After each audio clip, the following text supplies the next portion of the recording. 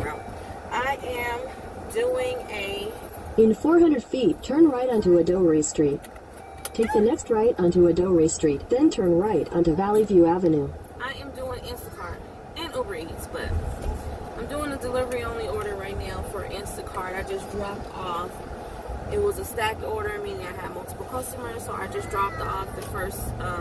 Take the next right onto Valley View Avenue. The first order to the first customer, and I'm on my way to customer number 2.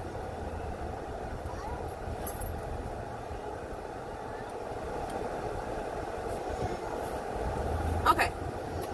So first things first, you guys definitely make sure you Continue smash. on Valley View Avenue for 4 miles. Great. Continue.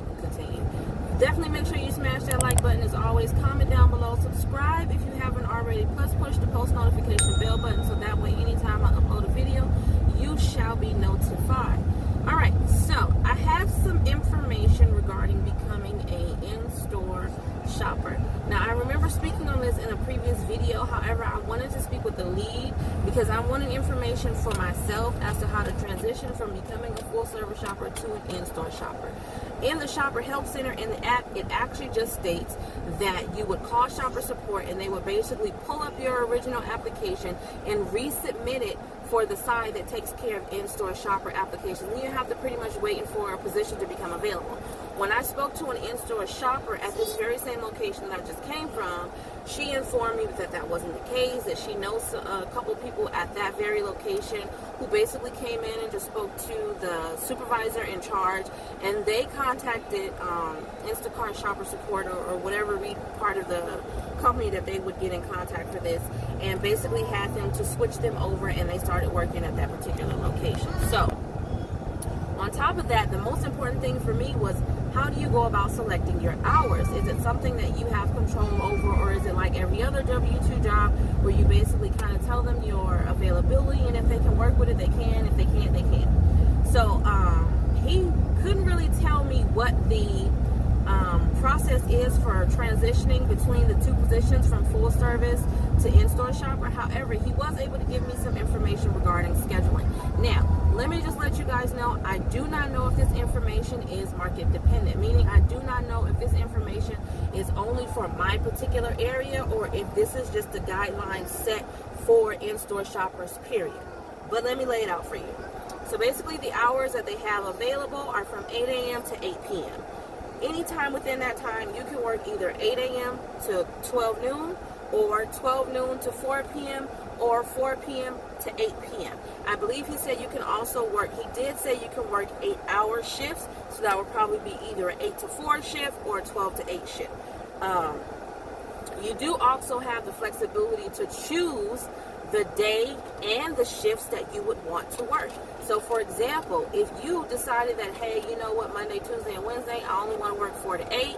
I won't say Monday, Tuesday, Wednesday. Let's say Tuesday, Wednesday, Thursday, you wanted to work 4 to 8, then you would get Tuesday, Wednesday, Thursday, 4 to 8. Your schedule does not change from week to week, at least in this particular location. I don't know if this is the same for every location, but so far at this location, your schedule does not change from week to week. So whatever it is that you set up upon completing your application and sitting down and giving them all the information in terms of your availability, that's what it's going to be, I guess, unless you decide to change it for whatever the reason may be in the future. So Sunday and Mondays is mandatory. You're obligated to go Sunday and Monday of every week because those are the busiest days.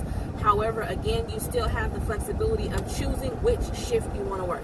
So Sunday, Monday, you can work 8 a.m. to 12 noon, 12 noon to 4 p.m., or 4 p.m. to, 4 p.m. to 8 p.m.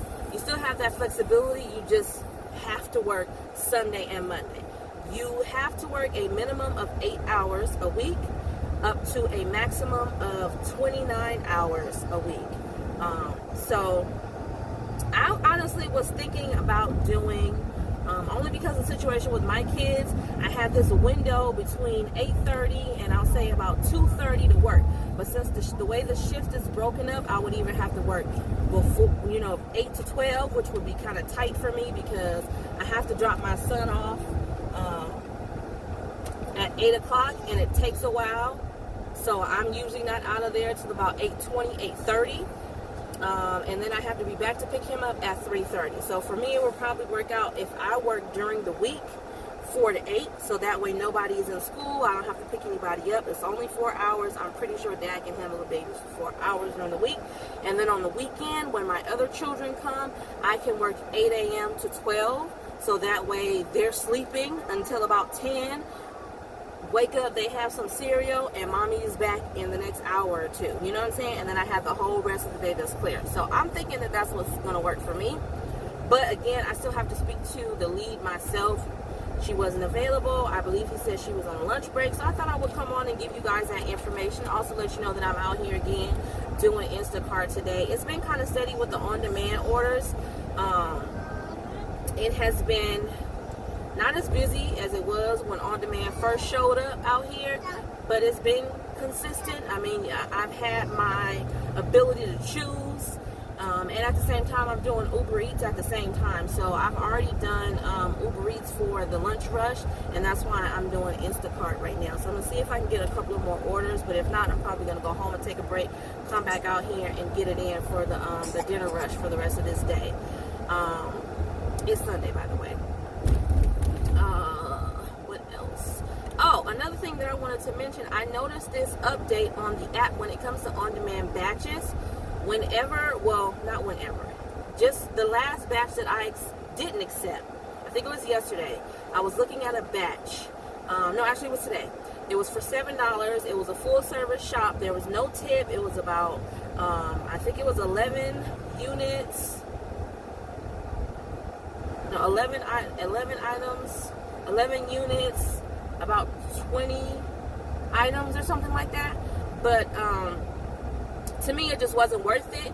That's what I consider to be one of those unfavorable batches, because usually with on-demand, if you don't click on it right away, you don't get it. Somebody else snatches it up. But what I have noticed is that if the batch is unfavorable to pretty much everyone in that area who can see it, you have the option to basically take your time at looking at it, see what products you need to pick up, you know, if they're heavy items or not. You know, you have your time to actually really look at it and make a decision if you want to take it or not, rather than rushing in because you want to hurry up and get it before someone else gets it. So this was one of those batches, basically. And when I decided not to take it, I clicked the back button on the screen of my phone, and the screen pops up that I usually only see when I'm doing scheduled hours. It's a screen that pops up, whereas if you say, I don't want to take this batch, you know, you don't have an option to decline, but you can hit take a break if you haven't had one already. And if you hit take a break, it won't count against you, by the way, for those of you who don't know, who are watching my channel for the very first time. If you're a new Instacart shopper, if you ever want to get out of a batch, you are allowed to take a 20-minute break per shift.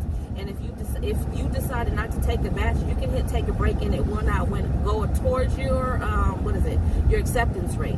However, if that batch shows up again after your break has ended and you decide not to take it, then it's going to count, I believe, that time. But they can only count it against you once. So no matter how many times it pops up on your screen, they can only count it against you once. Just a tip for new shoppers who are watching my channel for the first time. But anyways, so I usually only see this screen when I'm doing scheduled hours. It's a screen that pops up that will say, in a quarter mile, turn left onto the California 91 ramp to Riverside.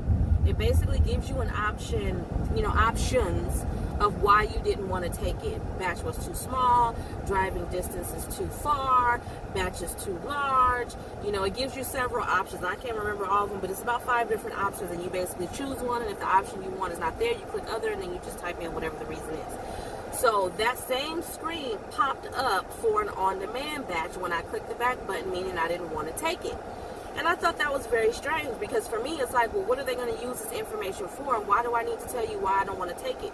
The whole purpose, again, of being an independent contractor is having the flexibility of saying yes when you want to say yes and saying no when you want to say no. So when it comes to an on-demand batch, if I say I don't want to take this batch, whether it's because I don't want to deal with dog food, or whether it's simply just because it's just too big, or it's too small, or I'm just not in the mood and I want to go to Starbucks and get me a damn iced caramel macchiato, then I don't feel like I should need to tell you, because again, what are they going to do with this information? I still feel like in some way, shape, or form, they're trying to finesse us into an employee role when we're not that. We're not employees. We're essentially partners.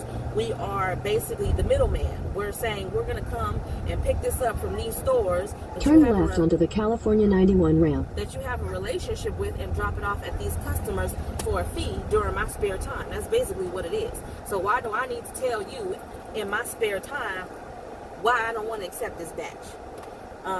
So yeah, that's my venting on that, you guys. Let me know if you guys have seen that, because I also know that some of these little app updates may be present in some cities and states, and then in other cities and states they haven't gotten to them yet. The app haven't updated yet, so you don't have it.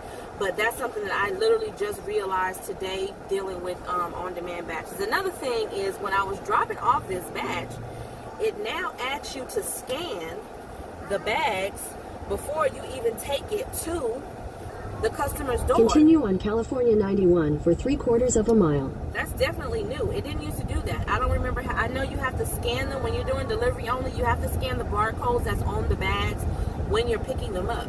But once you get to the customer, you don't have to scan them again. So I don't know. Maybe that's something that's new. Maybe people are making mistakes and dropping off the wrong bag to the wrong customer. I mean, it's completely possible, especially if you have more than one customer's order in your car and you're not doing a good job at separating them and you're just grabbing bags and trying to get rid of them. I mean, it's possible, but I just want to know if you guys have seen that update too. I literally In a quarter just mile, saw it. take exit 23A for Knott Avenue. Okay. I literally just seen this little, like I said, this little feature where I had to scan it. It's kind of frustrating. I want to see if it has me do it again, and then when I'm updating, when I'm editing this video, I'll put something on the screen to let you know if it did make me do it the second time, because I want to know if it's making you do Take it exit 23A. only for the first order in the batch or for both of them. Because if this is the only batch I have left, then why would I have it mixed up with anybody else? In a quarter mile, turn right onto South Knott Avenue. But anyways, that's my spiel, you guys. I'm not going to keep you up too long. I'm going to keep going on with my day. So what I'm going to say to you guys is remember to live, love, elevate, and I'll definitely see you guys in the next video. Peace.